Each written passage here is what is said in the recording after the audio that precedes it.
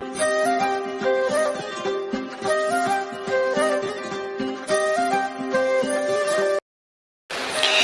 இது என்று கோபமாக ஒரு கடிதத்தை வினோத்திடம் நீட்டினாள் அவளது காதலி பிரியா.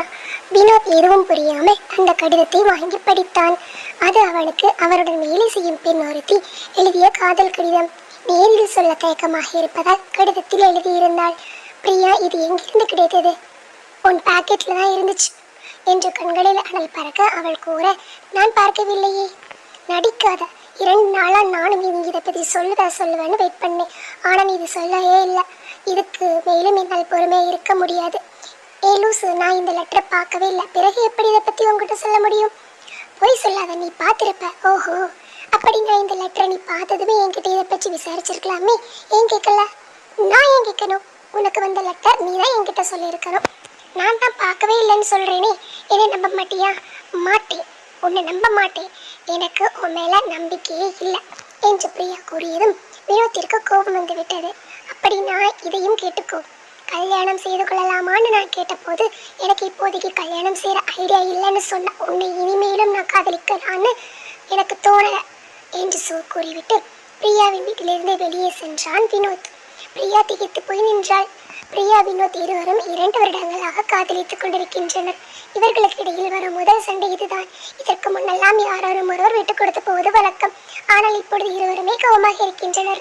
வினோத் கடந்த சில மாதங்களாக திருமணத்தை பற்றி பிரியாவிடம் பேசும் போதெல்லாம் அவள் மறுத்து கொண்டே இருந்தாள். இப்போதைக்கு திருமணம் வேண்டாம், சில காலம் போகட்டும் என்றே கூறி வந்தாள்.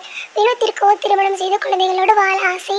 பிரியாவிற்கோ எங்கே திருமணம் செய்து கொண்டால் பெரிய பொறுப்புகளை சுமக்க வேண்டுமோ, திருமணத்திற்கு பிறகு காதல் குறைந்து விடுமோ என்ற பயம். இந்த பயத்திற்கு முக்கிய காரணம் பிரியாவின் பெற்றோர்களின் வாழ்க்கை. காதலித்துத்தான் பிரியாவின் பெற்றோர் திருமணம் செய்து கொண்டனர்.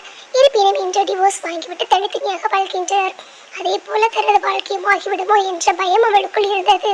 வினோத்திற்கும் பிரியாவிற்கும் சண்டை ஏற்பட்ட பின் இருவரின் மனமும் சரியில்லாமல் இருந்தது. பிரியாவிற்கோ வினோத்தின் கோபம் புரியுது. முன்தினம் வினோத் பேசிய வார்த்தைகளை பிரியாவின் மனதில் ஓடிக்கொண்டிருக்க வினோத் அவளுக்கு போன் செய்தான். இன்னைக்கு ஈவினிங் வழக்கமா நாம சந்திக்கிற இடத்துக்கு வா, ஒரு முக்கியமான விஷயம் பேசணும் என்று உயிரற்ற குரலில் கூறிவிட்டு பிரியாவின் பதிலை கூட எதிர்பார்க்காம போனை வைத்து விட்டான். பிரியாவிற்கோ அழுதே வந்தது. எப்போதும் வினோத் இப்படி பேசியதே இல்லை. இம்முறை அவன் பேசிய விதமே பிரியாவின் மனதிற்குள் பெரிய தாக்கத்தை ஏற்படுத்தியது. உடனே தனது தோழிக்கு போன் செய்து முந்தைய நாள் நடந்த விஷயங்களை விவரித்தாள். பிரியா, நீ சொல்லத பார்த்தா வினோத் உன் கூட பிரேக்கப் பண்ண போறான் அப்படின்னு சொன்னா அவளோட தோழி என்று அவளது தோழி கூறவும் பிரியாவின் நிலைமை இன்னும் மோசமானது.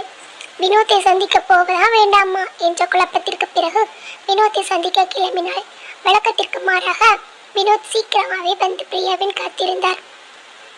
என்ன சீக்கிரம் வந்துட்ட என்ற பிரியாவின் கேள்வியை புறக்கணித்துவிட்டு, பிரியா, ஒரு முக்கியமான விஷயம் பேசணும். நானும் ஒரு முக்கியமான விஷயம் பேசணும். வினோத், சொல்லு. நான் கல்யாணம் இப்போதைக்கு வேண்டான்னு சொன்னதற்கு காரணம் உன்னை பிடிக்கல என்பதில்லை. எனக்கு திருமணம் செய்ய ஆசைதான். ஆனால் எங்கே திருமணத்திற்கு பிறகு காதல் இல்லாமல் இருந்து கடமைக்காக வாழ நேரிடுமோ என்ற பயம். பெரிய பொறுப்புகளை சுமக்கிற அளவுக்கு எனக்கு வலிமை இல்லையோன்னு பயம். ஆனா நேற்று நடந்த சண்டைக்கு பிறகு மற்ற பயத்தை விட நீ என்னை விட்டு பிரிந்து விடுவியோ என்ற பயம் தான் அதிகமாக இருக்கு. ப்ளீஸ் வினோத், பிரேக்கப் மட்டும் பண்ணிடாத ப்ளீஸ் என்று மனமுடைந்து அழுகத் தொடங்க, பிரியா, என்ன இது பப்ளிக் பிளேஸ், எந்த இடமாக இருந்தாலும் பரவாயில்லை, எனக்கு நீ தான் வேணும், என்னை விட்டு போய்விடாத என்று அவள் அழுது கொண்டே இருக்க சுற்றி இருப்பவர்கள் இவர்களையே கவனிக்க தொடங்கினார்கள். நான் சொல்றத கொஞ்சம் கேளு. இல்ல, நான் கேட்க மாட்டேன். பைத்தியம், வா என் கூட என்று பிரியாவின் கையை பிடித்து வெளியே அழைத்து வந்தான் வினோத். லூசு, நான் எப்போ உன் கூட பிரேக்கப் பண்றதா சொன்னேன். அந்த ஆசையெல்லாம் எனக்கு இருக்கா?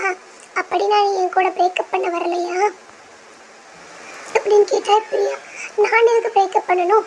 நேற்று நீ பேசியதை பார்த்தால் அப்படித்தான் தெரிந்தது. கடவுளே, நான் சொல்ல வந்த விஷயம் அதுவல்ல. உன்னை தவிர இன்னொரு பொண்ணு என்னோட வாழ்க்கையில் வரணும்னா அது நம்மளோட குழந்தையாக மட்டும்தான் இருக்க முடியும்.